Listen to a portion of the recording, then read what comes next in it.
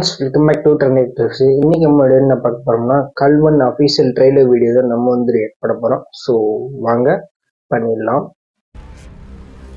பருவமாற்றம் காரணமா கர்நாடகா வனப்பகுதியிலிருந்து ஒரு பெரிய யானை கூட்டம் கடம்பூர் பழங்காட்டு வழியா நுழைஞ்சிருக்குது.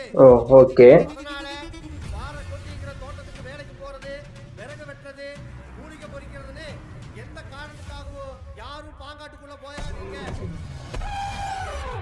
புலித்தை செத்து போனதுலேருந்து பயந்துட்டு ஒரு பைய கூட காவலுக்கு போக மாட்டேங்கிறாங்க. இனிமேல் நம்ம வேலையை ஆரம்பிச்சிடலாம். என்னதான்டா உன்ற பிளானு?